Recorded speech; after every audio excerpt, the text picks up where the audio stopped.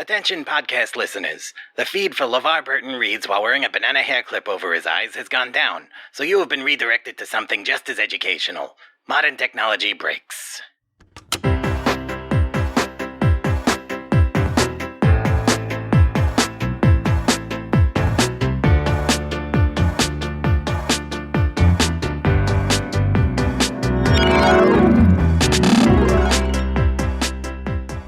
Is it going? It's going. Okay, Rob. What's on the agenda for today? Well, we're still figuring out how to run a podcast network. That's still going on. So far, so good there, Chiefs. Thank you, Breslau. Thanks for the encouragement, but please get off mic and stick to engineering. Gila and I have a host segment to do here. Sure, off mic. You got it, Chiefs. Good. Now, which one of these were we going to put through first today? Hold on. What? Cheeves? Is it Chiefs? I never know. Chiefs? Breslau, dude, I just told you to... Huh. What? The plural of chief. Is it chiefs? Or do you change the F to a V, like in leaves? I have no idea. Does chiefs sound right? Huh. It sounds right, Gila, but so does Chiefs. Don't you think, Chief? I'm not sure. Put a podcast through, Rob, and we'll figure this out. Chiefs. I was going Hurry up, this is bugging me now. Oh. Chiefs. Chiefs. Chiefs. Oh boy. Let's put on a black ferret. Chiefs.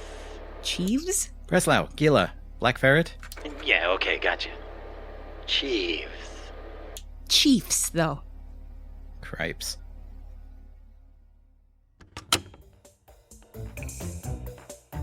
Mattresses which get shoved into cardboard boxes proudly present another exciting tale of the world's greatest cat burglar, the Black Ferret. As we begin our story, the world's greatest cat burglar, the Black Ferret, returns to the luxurious home office of famed industrialist and secret crime boss Fenwick Van Wyck. Thank you, Black Ferret, for meeting us here tonight. We have much to talk about in regards to the upcoming heist. Mr. Van Wyck, when I expressed interest in using my considerable talents as the best cat burglar there is to aid you in your criminal ambitions, we were speaking as just the two of us men alone.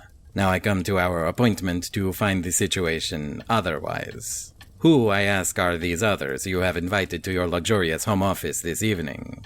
Well, when I set my sights on the ultimate prize that is the target of our heist, I obviously wanted the best of the best the criminal underworld has to offer.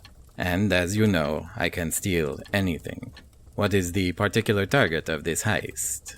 The Star of Brenda, the most famous diamond in the country. Ah, the Star of Brenda. I know of it, of course. Is it not currently in the possession of one Mr. Seaford Oysterbay? My oldest rival in both open industry and underworld crime, yes. Seaford's been gloating constantly about acquiring the Star of Brenda for years. My diamond this and the star that, keeping it in his big impenetrable vault in his fancy state-of-the-art security facility on the other side of town, and it's high time I taught him an expensive lesson. You want me to commit the theft of the century to escalate a petty rivalry? I'm almost insulted, Mr. Van Wyck. I mean no offense, Black Ferret, I just want to... I will do this. The challenge to one of my abilities is frankly irresistible, as is the prize. You'll be well rewarded, of course. Any amount of... You can offer me nothing, Mr. Van Wyck. The prize will be the public knowledge that it was I, the Black Ferret, the greatest cat burglar there is, who stole the famous Star of Brenda. Any financial recompense for this act scarcely bears thinking about compared to what they will write about me in the papers. I appreciate your candor, and I respect your pure devotion to your art, but you'll understand the importance of finance to the others. Yes, what of these others? You see, Black Ferret, Seaford's security systems are extensive and multi-layered, which is why I've invited some specialists to join us in this endeavor. A good old-fashioned heist crew, you might say. I work alone, Mr. Van Wyck. I am the best cat burglar there is. I am on no heist crew. Please, Black Ferret, indulge me as I introduce you all. We'll begin with our getaway man, Luigi Gambrelli. He'll get us to the storage facility and keep that engine warm for when our team needs an epic escape. Pleasure to be working with you, Mr. Van Wyck, and a real honor to meet you, Black Ferret. I've heard a lot about you. Our inside man, Orion Hemdale. He was a lieutenant in Seaford Oysterbay's organization, and he will be our eyes and ears on the ground. Good to meet you, Black Ferret. We can't go wrong with a legend like you on our team. Meet our super hacker, Deborah Stromberg Carlson, better known among the hacker underground as Lido DeBito. Greets, Meat Space Ninja!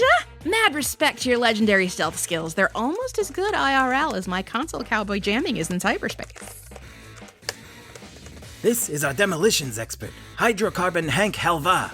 He might seem a little off, but the man is a proper pyrotechnical genius. His talents will get us through those walls surrounding the vault and through the vault door itself. Hey there, Black Ferret. You want me to explode anything for you? Just let me know. I like fire.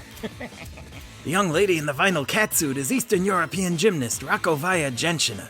The Olympic gold medals she won for her country were a convenient front for her government's top-secret covert assassin program, and she brings bold skill sets to our operation. Hello, Mr. Black Ferret. Many are the tales I have heard of your physical talents. Maybe we get together sometime soon and compare notes, da? And this man is our heavy muscle, Brutus Clostridium. Nobody stands a chance against this big fella, do they, Brutus? We're gonna get us a diamond. Just point me toward the butt that needs kicking. I will kick that butt. And that's everyone in the crew. I think you'll find their talents indispensable for this operation, Black Ferret, and together you can all... Black Ferret? Black Ferret? Where'd he go?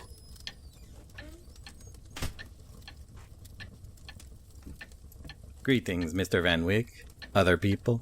Wait, how? You were right here with me. I was introducing you to the rest of the crew. Where did you go? I believe this will answer your question. Your diamond, Mr. Van Wyck. The Star of Brenda. It's more beautiful than I imagined. You stole the Star of Brenda? Correct. As I said, I can steal anything. You... by yourself? Indeed I have. While I was introducing you to the heist crew with whom you were gonna steal it? Your rival, Mr. Oyster Bay, will likely be very angry when he finds my calling card in its place. So very pretty. It says greetings from the Black Ferret. How? How did you do this job without the crew? I am the best cat burglar there is, and as I said, Mr. Van Wyck, I work alone. But... Now I believe our business is concluded for the evening. Farewell, Mr. Van Wyck. But... Farewell, heist crew.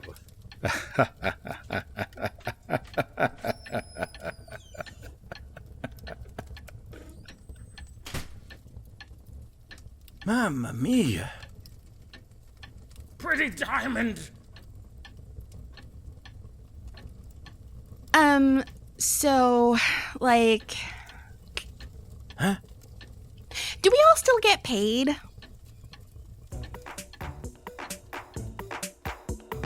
Tune in next time for another exciting chapter from the life of the world's greatest cat burglar, the Black Ferret. I don't know, guys. Chiefs looks more correct when you write it down, don't you think? Look. I don't even know. I'm writing it too, and I think Chiefs looks better written down. Look, I'll put my notebook up to the glass here. Huh. What do you think, Rob? I think in Breslau's handwriting, none of it looks better written down. I write like an engineer, you insensitive clod. You want I should learn Danelian? Boys, cut it out. Fine. He started it. This is getting us nowhere. Chiefs? Chiefs? Chiefs. This is giving me agita. Put something through, please. Okay, fine. We need something calming. Good idea. Let's try this.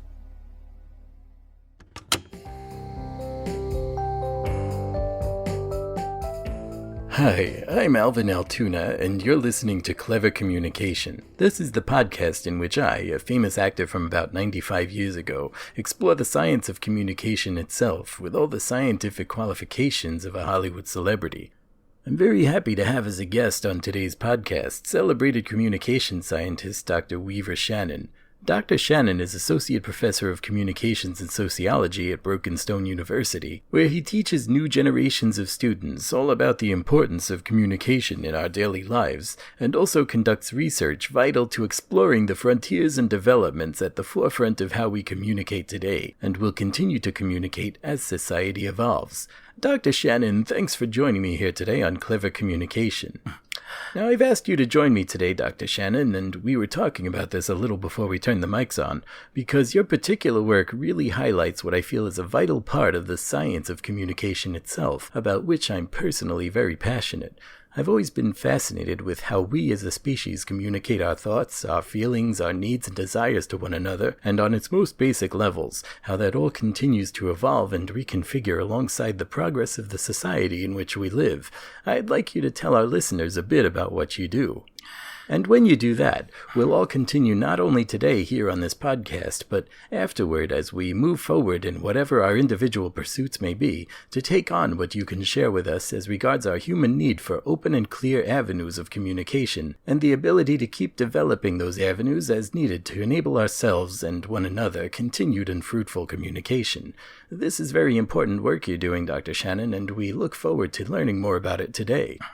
Because communication, when you get right down to it, is a very basic human need. People have evolved since the dawn of history to convey meanings to one another. We develop mutually understood methods, such as spoken and written language, shared symbols, semiotic rules, and through all that communication we are able to further our own development on the small individual scale, as well as the grander collective scale as a species with a future. And the future is very important to consider, isn't it, Dr. Shannon? Because when a population can scale their communication from one-on-one two-way conversations, such as the one we're now having, to larger groups coalescing around shared ideas and communicating them collectively, to those groups further sharing and developing their ideas through larger cultural exchanges and what might be called the group mind, we can get our points across to one another, and I have always been fascinated as to how we might work, both individually and collectively, to better enable that for ourselves and one another. And your work, which I must thank you again for sharing with us today, is at the forefront of exploring what this means for today's generations and beyond, and I very much appreciate you sharing your take on the subject with us. And I'm getting the signal from my producer. It looks like we're out of time for this episode, but I'd once again like to thank you, Dr. Weaver Shannon, for joining us today and sharing with us your input from the frontiers of open and clear communication, a subject of great importance to us all. Thank you, Dr. Shannon. This has been a great discussion, and I hope we can do this again soon.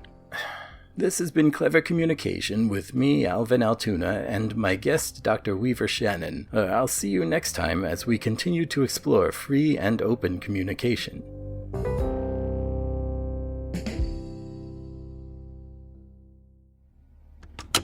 Don't you think Alvin has a soothing voice?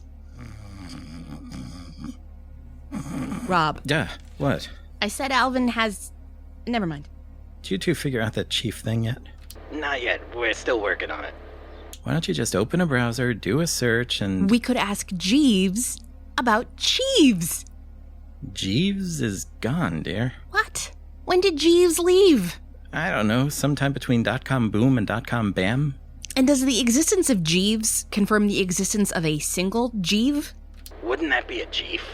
Excellent point. A single Jeeves could be a Jeef. Oh, damn it. Yeah, it'll have to wait, kids. We have a live news report coming in from Grundy. Oh, right. We sent him to Albany to cover that thing. Let's hear it. This is Grundy Kipling reporting live from the steps of the New York State Capitol, where the outcome of the Assembly's latest decision seems to be making its way through the crowd. Right here is a citizen who I'm sure has some feelings on the matter. Hello there, what's your name? Afwan? Afwan, that's a lovely name, and you've doubtless heard the news. How do you feel about this latest decision from the State Assembly? يعني يا استاذ زميلي معروف زيح شوي حلو كتير الميكرو تبعك شكرا كتير بس ما بدي شي منك. Yes, and what repercussions do you think there will be from the Assembly's decision? والله يا استاذ ما بدي اشتري اي شي منك اليوم مني بواطي بلا حياته بيعمل بودكاست عندي شغل. How do you see this affecting the minority leader's agenda going forward? انا راح حد كاني تجيب لحمه وعصير بدك شي في يجيب لك شاي واكل. Well, I think you'll find many who are in total agreement with you on this issue. طيب مع السلامة وحس سعيد يا مجنون. Grundy Kipling, Modern Technology News. Back to you, newsroom. That was not worth Grundy's bus ticket upstate. Oh, be nice. He's trying. I'm trying. What have we got next? Let's see. Ooh, we have that spin-off from the Creepy Town folks about the truck driver. It's supposed to be dark and quirky and, Brooklyn-y. Oh, neat. We could use a little manufactured weirdness to counteract all the mundane weirdness around here. Chiefs? Chiefs? Wait. Chives? Sending it through.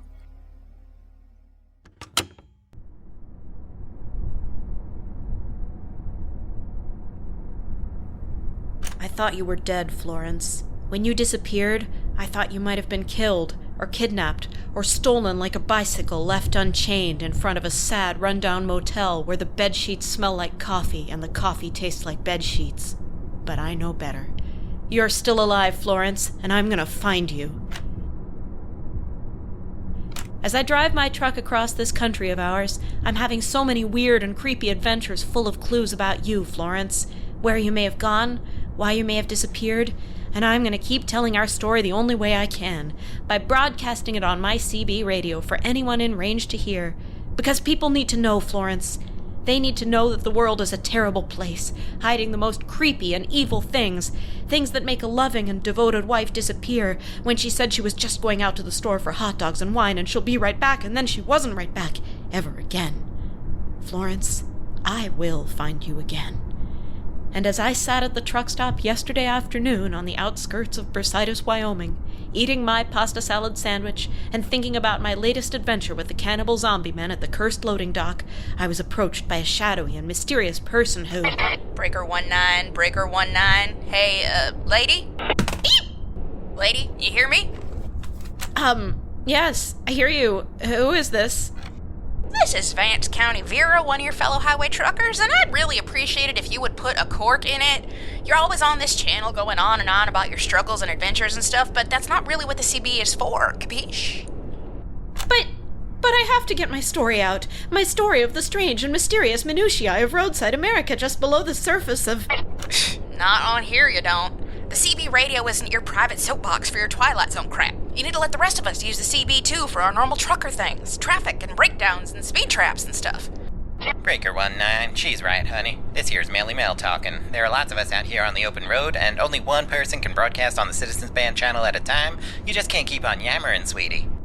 But my story, my wife, Florence, she disappeared, but she might be listening.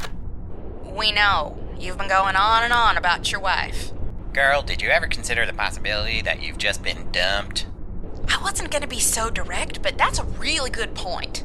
No, Florence and I were so happy, and then she left without coming back, and there were monsters, cannibal zombie guys.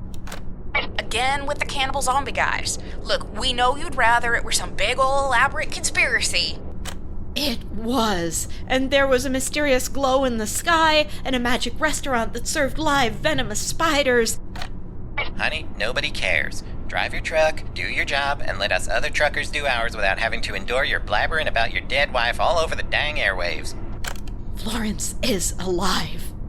If she is, she dumped your ass. Nothing paranormal about that. Happens all the time. Move on, honey. You don't need to get mixed up in shady government zombie dragons or whatever. Meet someone else. Have you tried dating apps? No, this is my story, and I have to tell it. Then tell it to Snapchat or something, sweetie. We all need to use the nice radio too, okay? But... Okay? Okay, fine. Over and out. Don't blame me if you all get chomped by zombie cannibal guys. Stupid other truckers. Stupid radio needs. Stupid.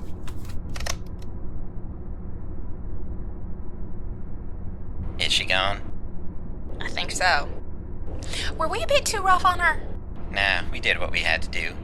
I suppose. Anyway, Mel, what's new with you, hun? I'm just west of exit 47 with a flat tire. Have been for the past 12 hours or so. I could use some help, Vera. 12 hours? Shoot, why didn't you just radio for a... Oh. Yeah. I'll be right down, sweetie. Thanks, doll.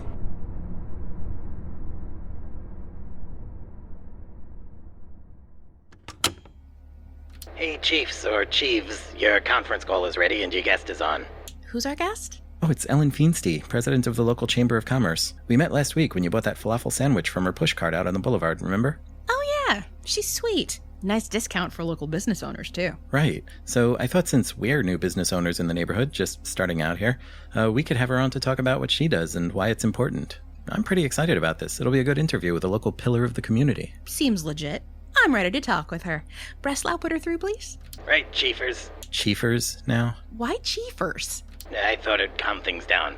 The whole thing's still bugging me, though. Here's your guest. Hello? Hi, Ellen? Yes, this is Ellen Feenstein. Ellen, this is Rob and Gila from the Modern Technology Podcast Network. Thanks for taking the time from your busy schedule to speak with us. Hi, Rob. Hi, Gila. Happy to be here. Great to have you. Now, we hoped you could speak with us a bit about your work at the Chamber of Commerce. Of course, I'd be happy to. Well, as you know, I'm the Chamber of Commerce president, and what that means is I facilitate all Hey, Ellen, this is Breslau, the engineer, cutting in for a sec. What? Wait, Breslau? You're the apple turnover in Coffee Black 3 Sugars every Thursday morning? That's me. Hello there. Breslau, we're talking to... Yeah, and we'll get right back to that, but I just need another opinion on this thing. Ellen, you know the word chief? oh no. Yes, I know the word chief. Does this have something to do with the Chamber of... When you pluralize it, when there's more than one chief, Sorry about this, Ellen. is it chiefs or chiefs? It's chiefs. But then what about with leaf and leaves?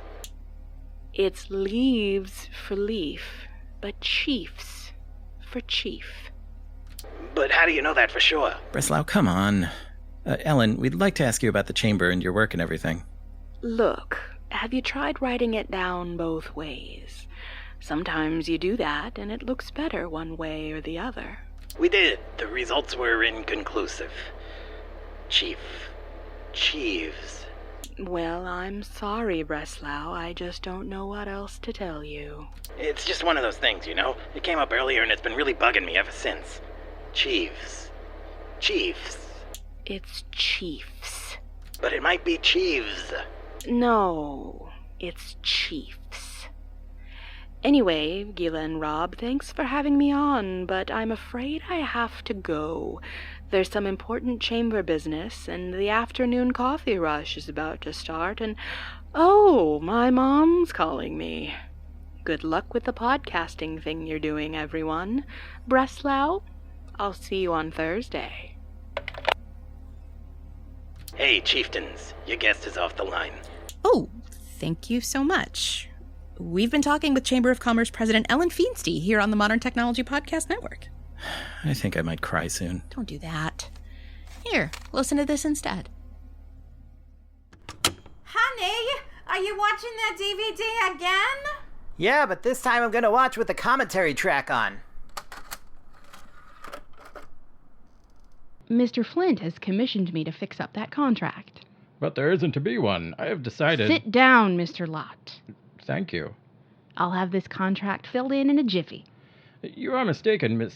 I have returned to inform Mr. Flint that I have made up my mind to place the order with the Eastern people. Hello, this is Fredson Landerman. I'm the director of 2 Weeks in West Iceland. Hi, I'm Carrie Grimlock. I was lucky enough to play Rowena, the lead character in 2 Weeks in West Iceland. See here, Now, listen to me. This opening scene is very interesting. It's mostly adapted straight from the source material, and which was a novel. I'll never and stop at your old I think we wanted to, like, it was a well-written novel, and we just wanted to dive straight in the same way as the author crafted it. And Carrie, did you read the novel before we filmed this? Or? No, I did not, Fred. I really didn't want anything to interfere with my process and my figuring out who this character was. Just going to interrupt you for a moment there, because this scene, you can see that water, where you can see the water outside the room there, and I just wanted to point out that's not real water. That was added in post-production. And I have a friend if you remember, there was actually a green screen on set right outside that window. Oh my goodness, Fred! No, I hadn't realized that, because Why didn't she I leave her knew valuables that in the Rowena office was safe? seeing We have a water. sign So in each in my room head, all requesting I guests saw to was do so. And how many of them do? water. If all did, your safe would Hi. be overflowing. Welcome to this commentary track. And you I'm Lindy That may be Kopeck. true, but in this I'm case, the you were so producer eager to keep of the the goodwill of your commentary guests that track you you gave her a just heard check on for the film, 500. 2 Weeks in If you West had had Flint Iceland. locks, that never would have happened. I'm Your patrons would have been Quad protected Woodward. in front I'm of their own the carelessness. sound engineer, where we are are producing you this just going to commentary wait track how for many 2 new weeks plays? in West Really Iceland. hard, We had for continuity No. to Quan is someone I've worked with before, and I trust him implicitly. All the women I know Although I have to say, I was not sure we were going to get good material out of Fred and Carrie. Yeah, I was a little worried about Fred and Carrie because I've worked with Carrie in the past, and I've tried to mic her properly for things, and she can sometimes accidentally talk off mic, like by turning away from it, or like she'll be sipping the bottles of water that we give them, and but on this track, I think she delivered a little above and beyond the previous tracks we've done with Carrie. Well, that's great. Thanks, Quad. What were your impressions of working with Fred? I think Fred Sinlanderman is a director who... Hello, I'm Skip Hamantashen, and I'm the designer of the audio console used in the production of this commentary track. The console is the Hamantashen X1977B, which was an improvement in many senses over the X1977A.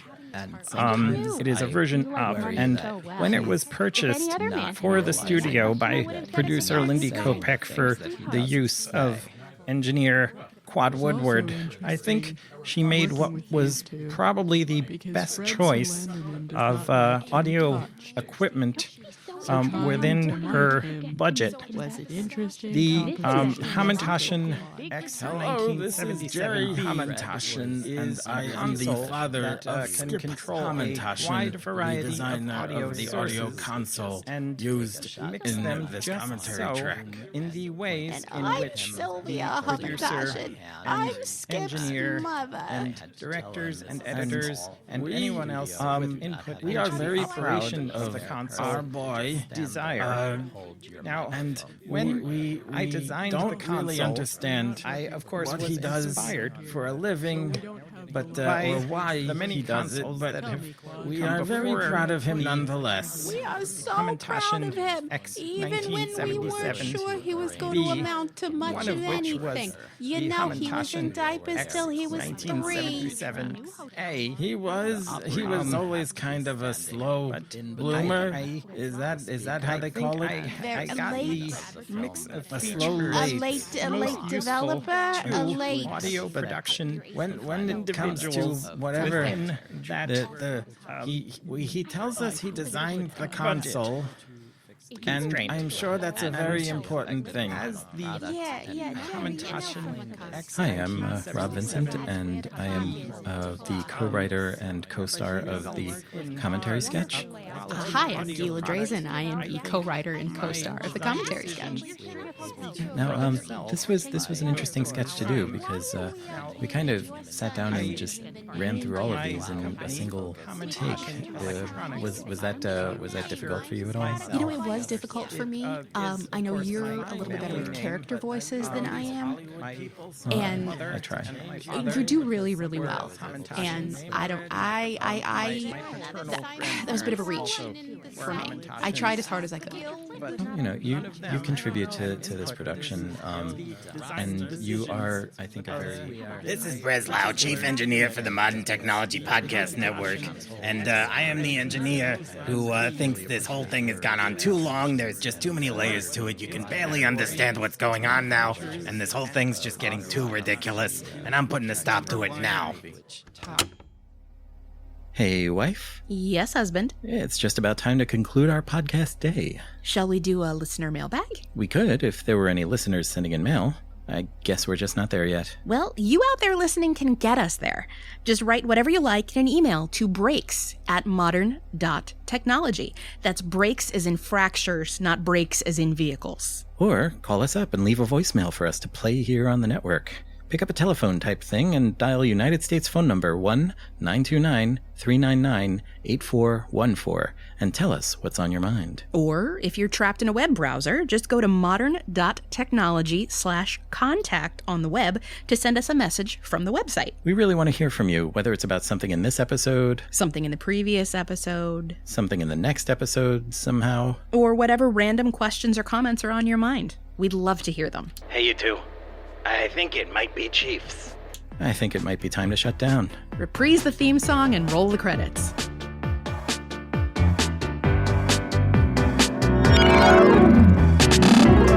You've been listening to Modern Technology Breaks, episode 102, performed by Rob Vincent and Gila Drazen, joined by very special guests Angela Asal and Nicola Rose. Created, written, directed, produced, and edited by Rob, with additional writing by Gila, that's me, and very special contributions by Angela. Go to modern.technology on the web for more info on this program, show notes and scripts, our other podcasts, and our social media links at Twitter, YouTube, etc., but not Facebook. Facebook is canceled.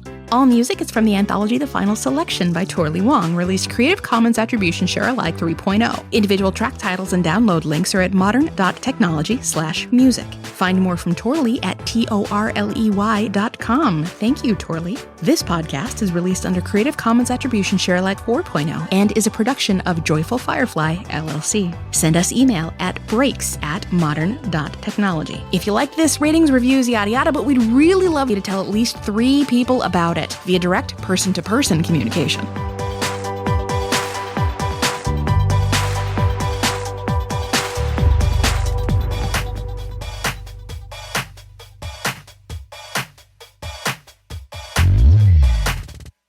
It's more beautiful than I imagined.